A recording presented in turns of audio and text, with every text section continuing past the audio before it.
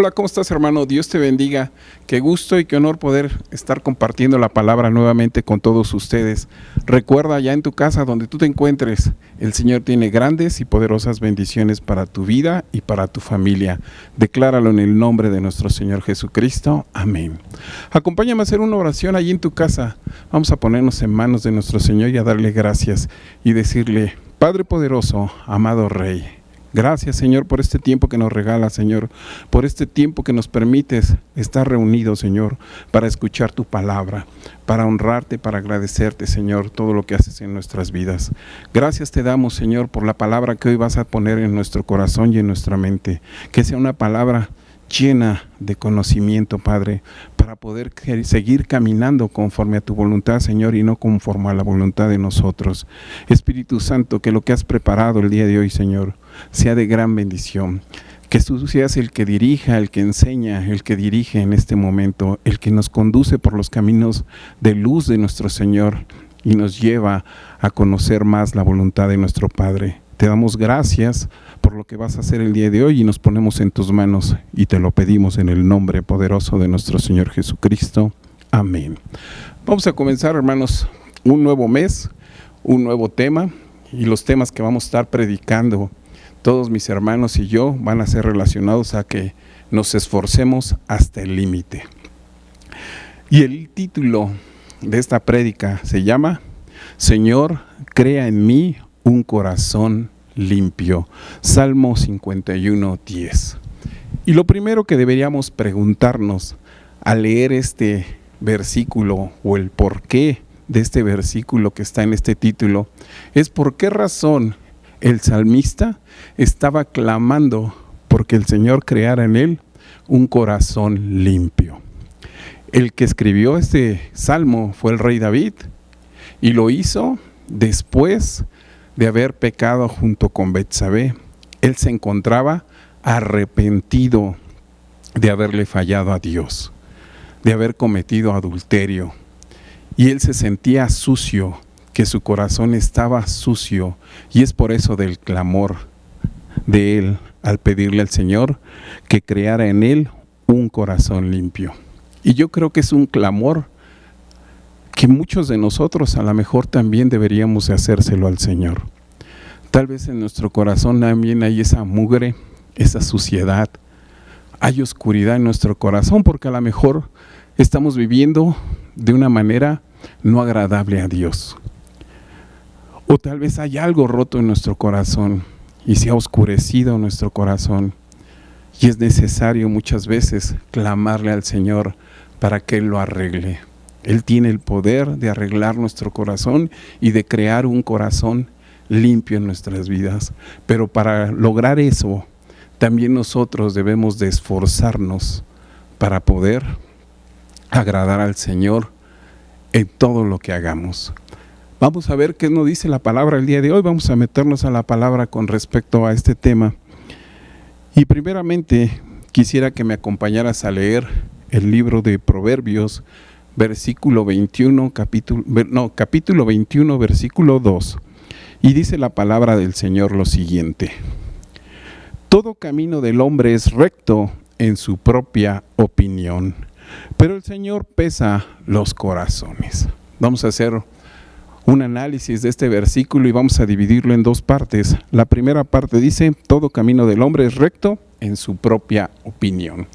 ¿Qué es lo que está diciendo la palabra?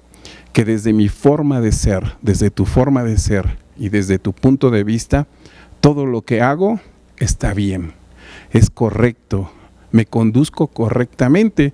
Sinónimos de recto es honesto, responsable, pulcro, sabio, inteligente, implacable, recto, justo.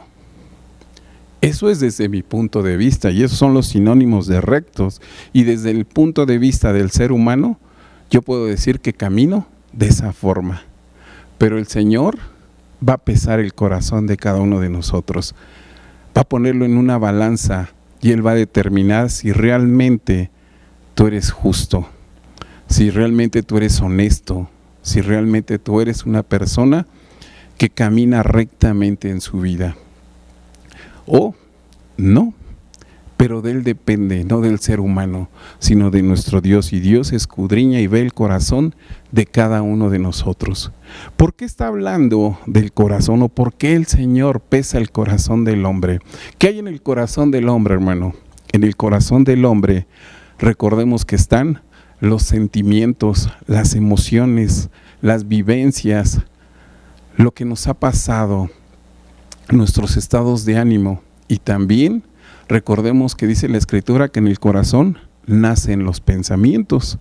Entonces el Señor ve esa parte del ser humano y por eso Él ve si realmente nosotros estamos viviendo en una condición correcta en nuestras vidas.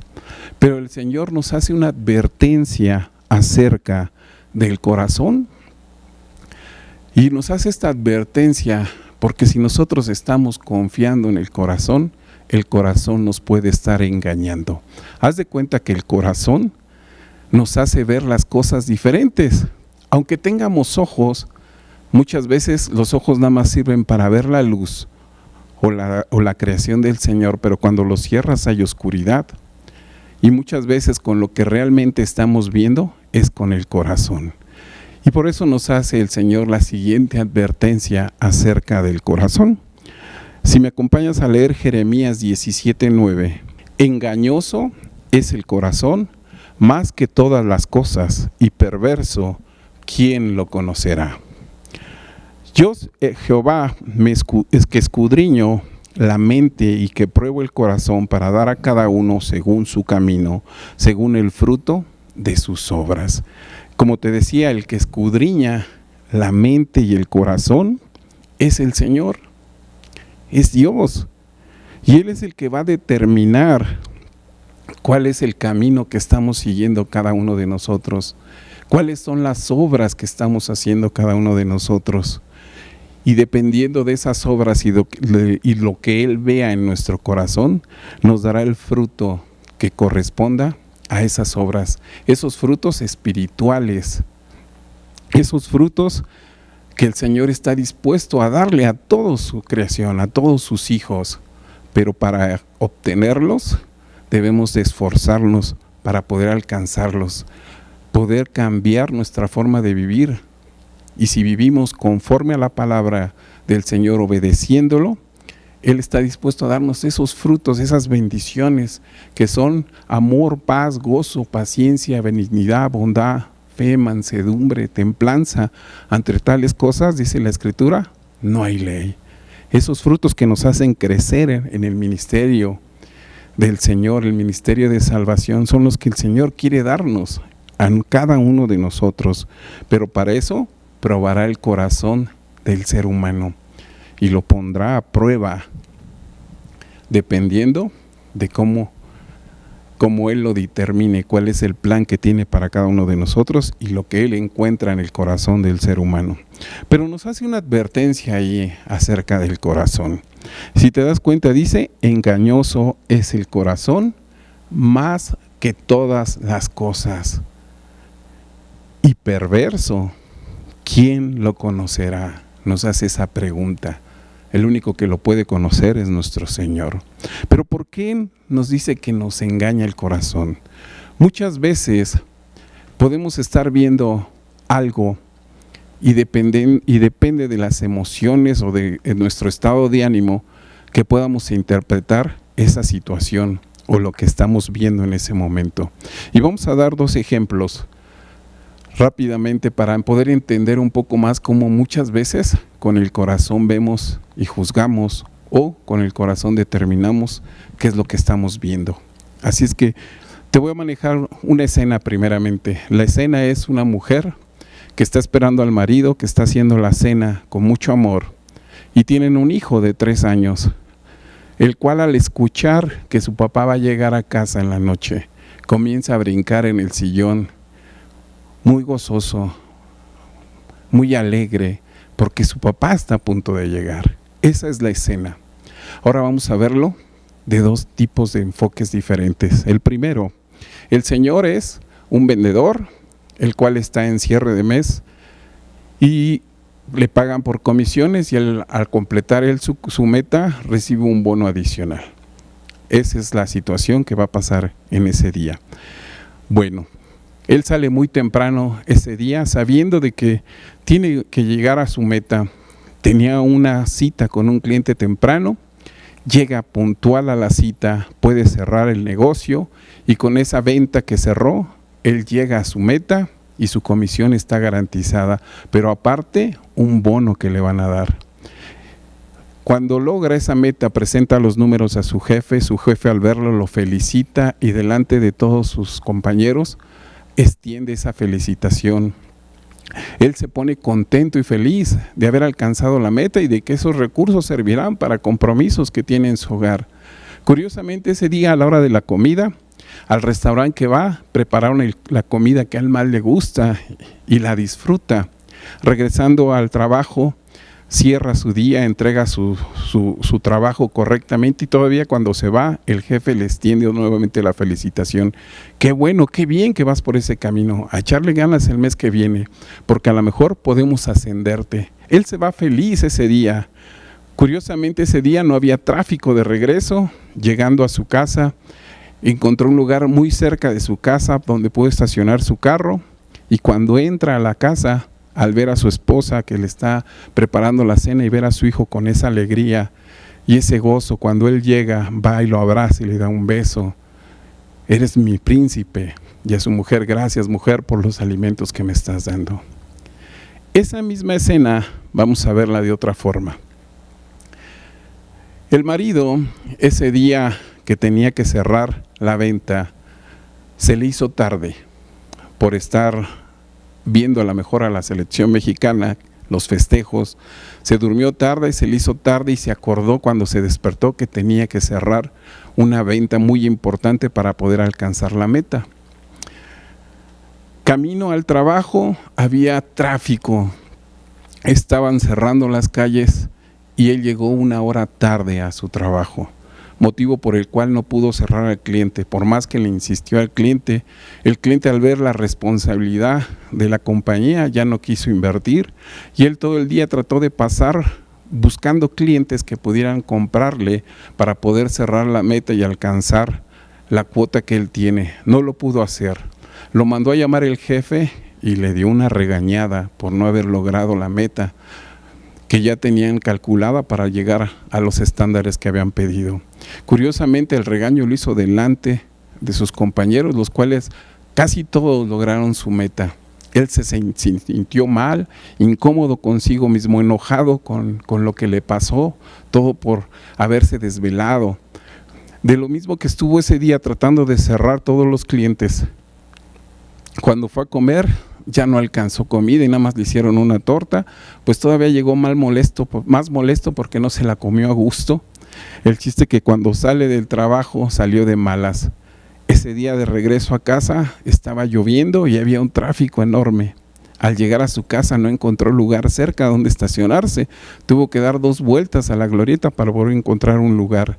Cuando entra a su casa, ve la misma escena. Pero al ver a su hijo brincando y él llegando de malas, lo primero que le dice al niño: deja de estar brincando, ¿no ves que las cosas se dañan? Siéntate correctamente. Y va y se dirige a su mujer: mujer, ¿qué no estás viendo a tu hijo? No sabes educar a tu hijo. De lo mismo molesto que estaba, ya no quiso cenar y se fue y se encerró al cuarto. Si te das cuenta, es la misma escena, pero vista de diferente forma, y dependió mucho del estado emocional del Señor. Hay otro ejemplo, y este me gusta mucho, porque está nuestro Señor Jesucristo en la cruz. Ya lo habían crucificado, ya tenía la corona de espinas, estaba molido por los golpes, la sangre se le veía en el rostro como escurría, y estaba allí esperando. Pero junto a él también había 2 personas, 2 malhechores, dice la Escritura. Y ambos malhechores estaban viendo la misma escena de Jesús en la cruz. Pero uno de ellos, al verlo, comenzó a cuestionar a Jesús, a exigirle, a decirle que si él había hecho grandes milagros, ¿Por qué en ese momento no descendía de la cruz y junto con ellos también descendían y los salvaba? Como diciéndole al Señor que tú eres un genio y vas a cumplir mis deseos. De esa forma dirigiéndose a Jesús. Pero el otro malhechor, al verlo, al ver la misma escena, le dice al Señor: Señor, acuérdate cuando estés en tu reino de mí. Si te das cuenta, los dos estaban viendo a Jesús en la cruz de la misma forma, pero uno vio una persona que le podía hacer algo para salvarlo, a pesar de que él realmente estaba cumpliendo un castigo por sus fechorías que había hecho, por su forma de vivir. Pero el otro vio a su rey, vio a nuestro Señor. Dos puntos de vista de una misma escena, con el cual cada uno estaba emitiendo conforme a lo que tenía en su corazón. Por eso muchas veces el corazón nos puede estar engañando. Podemos estar viendo de una forma una situación y está pasando otra diferente. Así es que el Señor nos hace esa advertencia, que tengamos mucho cuidado si estamos haciéndole caso nada más a nuestro corazón. Porque hay perversidad en el corazón también, hay maldad, hay cosas malas que maquina muchas veces el corazón y nos hacen tomar decisiones que nos alejan de la presencia del Señor. Proverbios 21, 2 al 3 dice nuevamente: todo camino del hombre es recto en su propia opinión, pero el Señor pesa los corazones. El 3 nos dice: hacer justicia y juicio es al Señor más agradable que el sacrificio. Hacer justicia, vivir de una forma correcta en nuestras vidas, y juicio, hacer juicio justo, es más agradable que cualquier sacrificio. Incluso el sacrificio que hacemos cuando venimos al culto, cuando entramos por el atrio con acción de gracias al Señor. Dice la palabra en Romanos 12:1: así que, hermanos, os ruego que por las misericordias de Dios, que se presenten vuestros cuerpos en sacrificio vivo, santo, agradable a Dios, que es vuestro culto racional. Presentémonos delante del Señor con acción de gracias, como un sacrificio vivo, no a través de especies ni nada, sino nosotros mismos presentándonos delante de Él como un sacrificio vivo, santo, apartado del mal. ¿Sí? Porque esto es agradable a Dios y es vuestro culto racional. Racional, que todo lo que hacemos cuando venimos a honrar al Señor, a glorificarle, es con pleno conocimiento de por qué lo hacemos, de por qué le debemos todo al Señor, el por qué le alabamos, el por qué le glorificamos, el por qué escuchamos su palabra, el por qué también venimos a rendir el fruto de lo que las bendiciones que Él nos ha dado y las traemos. Pero es más agradable al Señor vivir en justicia y juicio que muchas veces el culto. Y no estamos diciendo que no lo tengamos que hacer. Eso es agradable al Señor. Pero es más agradable que el hombre, que cada uno de nosotros vivamos en justicia y juicio. En otra versión, Proverbios 21:3, pero en traducción lengua actual para entenderlo un poco más, dice lo siguiente: más que recibir ofrendas y sacrificios, Dios prefiere que se haga justicia y que se practique la honradez. Más que recibir ofrenda del Señor, Él se alegra más que tú vivas en esta condición, en justicia en tu vida y haciendo un juicio justo, viviendo y practicando la honradez en tu vida. Jesús mismo nos dice lo siguiente en Juan 7:24: no juzgues según las apariencias, sino juzga con justo juicio. Muchas veces emitimos un juicio con ver nada más la situación, porque alguien nos agredió, de inmediato reaccionamos, porque nada más estamos viendo la apariencia de lo que está sucediendo. y no hacemos un análisis del por qué esa persona nos está agrediendo, por qué se molestó, qué hicimos para que se molestara. Lo que nos está pidiendo el Señor es que analicemos un poco más antes de emitir un juicio o un señalamiento con respecto a una situación que estemos pasando en ese momento. Tenemos que pensar un poco más de análisis en lo que estamos viendo, porque Jesús nos enseñó cómo podemos hacer ese juicio y cómo podemos hacer un juicio justo. Él mismo se los enseñó a sus discípulos diciendo lo siguiente, Juan 5:30, no puedo yo hacer nada por mí mismo. Según oigo, así juzgo, y mi juicio es justo, porque no busco mi voluntad, sino la voluntad del que me envió, la del Padre. Amén. ¿Qué decía Jesús en lo que acabamos de leer? Que Él emitía juicio, no por lo que Él pensaba, sino por lo que el Padre le envió. Su juicio o su estándar de Él emitir un juicio era conforme a los estándares de Dios, conforme Él se lo mostró.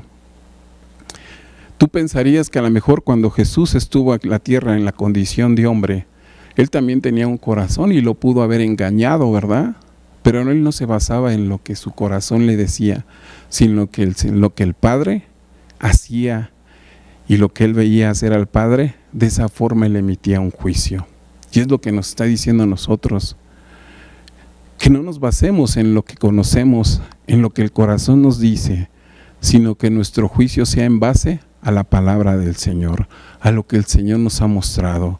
Si el Señor nos dice, perdona a tu hermano, ¿qué tengo que hacer yo? Perdonar a mi hermano. Aunque él a lo mejor muchas veces me ofendió, pero yo tengo que perdonarlo, porque el Señor me perdonó muchas cosas. Y si el Señor me perdonó a mí muchas cosas, yo también tengo que perdonar. Porque al hacerlo, yo estoy viviendo en justicia, haciendo lo correcto delante del Señor, agradando a Dios. Y es por eso que tengo que basar mi forma de juzgar o de emitir un juicio conforme a la palabra del Señor, conforme a lo que el Señor nos muestra, conforme a lo que Jesucristo nos enseñó. Y no haciéndoles caso a nuestro corazón y a lo que nosotros sentimos, sino a lo que el Señor nos ha mostrado. Y eso es vivir en obediencia y guardando la palabra del Señor. Mateo 7:12 dice, así que todas las cosas que queréis que los hombres hagan con vosotros, así también hacer vosotros con ellos, porque esto es la ley y los profetas. ¿Qué nos está diciendo el Señor? En otras palabras, ponte en los zapatos de la otra persona para poder entender más el porqué de su reacción. Jesucristo se puso el zapato del ser humano cuando estuvo en la tierra. Él estaba allá en su deidad, en su reino, y cuando descendió a la tierra, Él se puso en los zapatos del hombre y vio y entendió más, o Él ya sabía por qué el corazón del hombre reaccionaba de esa forma. Y en base a eso, recordemos que dice la Escritura que Él, cuando estuvo en la tierra, padeció todo lo que el ser humano padece. Y conoció y el punto de vista se amplió de por qué el hombre muchas veces reaccionaba, porque le hacía caso a su corazón y el corazón lo engañaba. Pero Jesucristo lo vio y por eso nos hace estas recomendaciones. Recordemos que Jesucristo en la cruz también, cuando estaba siendo crucificado, hizo un clamor al Padre y les dice, perdónalos, porque no saben lo que hacen. Sus reacciones del ser humano eran en base a lo que él pensaba y no pudieron ver a nuestro Señor, a su Dios, al Hijo de Dios. Entonces Jesús se puso en los zapatos del ser humano. Asimismo, tú ponte en los zapatos de tu hermano, en esas situaciones que muchas veces vivimos, que estamos pasando y que no entendemos el porqué de la reacción de la persona. En Lucas 6:31, el Señor nos aclara un poco más en la traducción lengua actual, Vamos a leerlo nuevamente desde Mateo 7:12. Dice: así que todas las cosas que queréis que los hombres hagan con vosotros, así también haced vosotros con ellos, porque esto es la ley y los profetas. Pero en Lucas 6:31 nos dice: traten a los demás como les gustaría que los demás los traten a ustedes. ¿De qué forma tengo que tratar yo a las personas? Conforme a mí me gusta que me traten. Si a mí me gusta que me respeten, yo voy a respetar a las personas. Si a mí me gusta amar a las personas o que alguien me dé amor, yo primero tengo que dar amor. Si a mí me gusta que las personas no digan mentiras, yo tampoco voy a decir mentiras. Si a mí no me gusta que hablen a mis espaldas, yo tampoco voy a hablar a las espaldas de nadie. Si no lo podemos tratar directamente. Así como quieres que te traten, tú también debes de tratar, nos dice el Señor, a aquellas personas, a tus prójimos. Porque al hacerlo, creamos un juicio en nuestra vida. Caminamos rectamente, en justicia, sin mentiras, sin maldades, conforme a lo que el Señor nos mostró.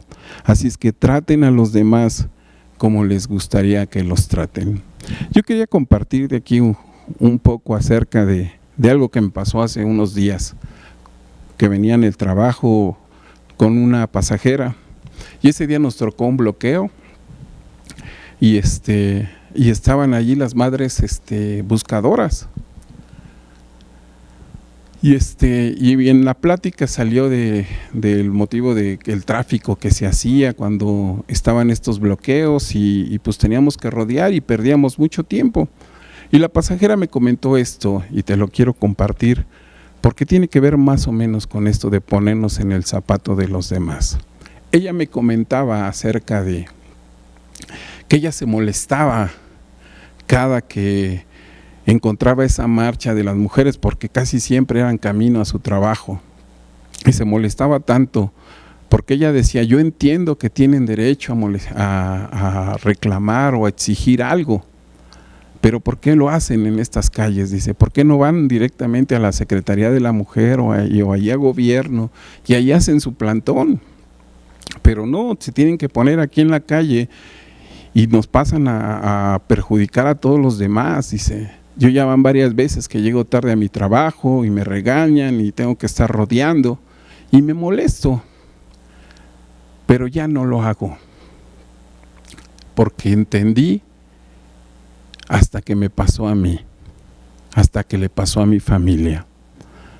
Mi sobrina, la hija de mi cuñada, también desapareció.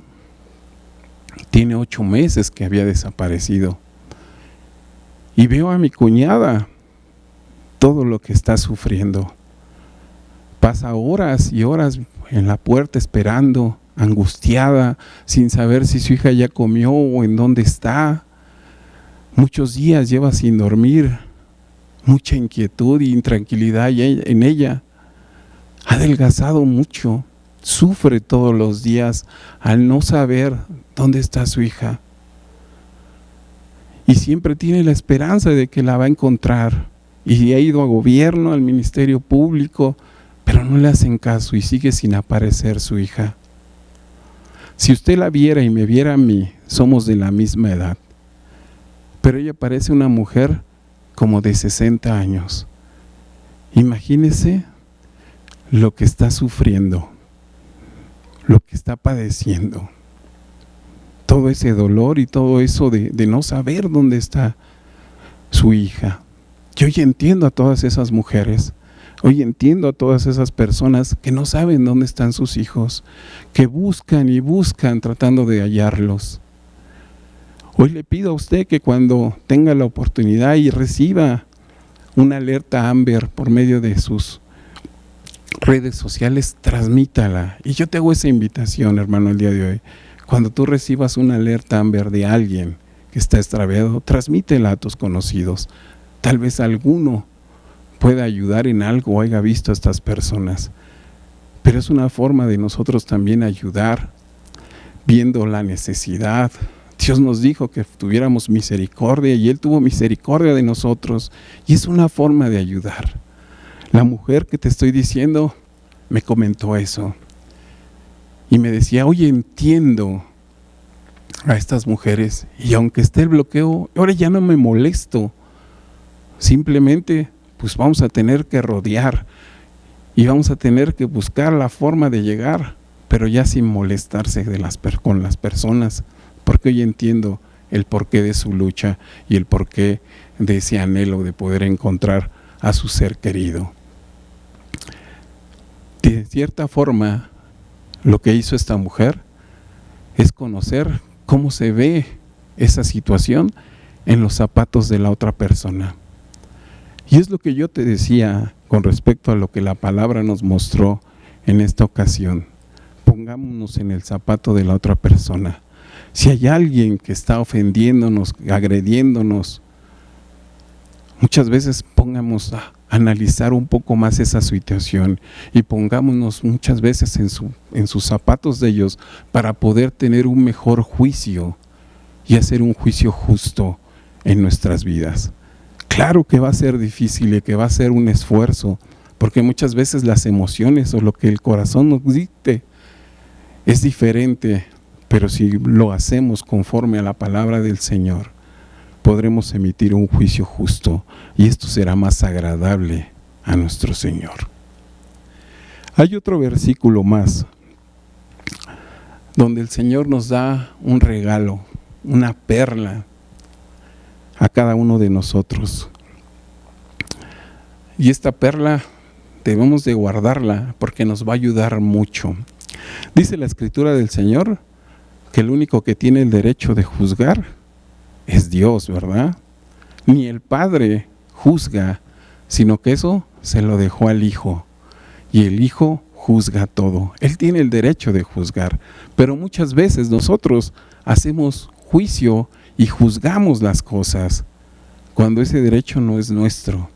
Pero el Señor nos regala esto en Mateo 7, del 3 al 5. Dice la palabra del Señor. ¿Y por qué miras la paja que está en el ojo de tu hermano y no echas de ver la viga que está en tu propio ojo? ¿O cómo dirás a tu hermano, déjame sacar la paja de tu ojo, y he aquí la viga del ojo tuyo? Hipócrita, saca primero la viga de tu propio ojo, y entonces verás bien para sacar la paja del ojo de tu hermano. Muchas veces emitimos juicio y señalamiento en contra de otra persona, de nuestro prójimo, de nuestro hermano. Aunque muchas veces nosotros hacemos lo mismo. Juzgamos cuando nosotros estamos teniendo el mismo problema en nuestras vidas. Pero eso no lo vemos. Lo que nos está diciendo Jesús en este momento. Hay muchas personas que a lo mejor traen una lupa. No sé si tú conozcas las lupas, son unos cristales cóncavos con los que podemos ver las letras pequeñas más grandes. Todo lo pequeño lo podemos magnificar. Y haz de cuenta que muchas personas traen esa lupa para señalar los defectos de las personas, en qué están haciendo mal, de qué forma se están comportando. Y utilizamos esa lupa para señalar lo que vemos mal en los demás. Pero el Señor nos está diciendo, cambia esa lupa por un espejo y primeramente ve lo que tú haces mal, de qué forma tú estás viviendo, qué errores tienes, qué es lo que mal hay en ti, y corrige primero eso antes de querer corregir a la otra persona. Primeramente ve lo malo que hay en tu corazón, la mala forma de vivir, nuestros propios defectos antes de estar juzgando o señalando a los demás. Una perla que el Señor nos da muy grande a nosotros el día de hoy. El juicio o el juzgar solo le corresponde al Señor. Así es que, hermanos, tenemos que esforzarnos para vivir en justicia y en juicio justo, porque esto es más agradable a nuestro Dios. Es una forma de nosotros honrar y glorificar al Señor. Y como veíamos, Él se agrada más que cualquier sacrificio o ofrenda que le demos al Señor, si nosotros aprendemos a vivir de esta forma.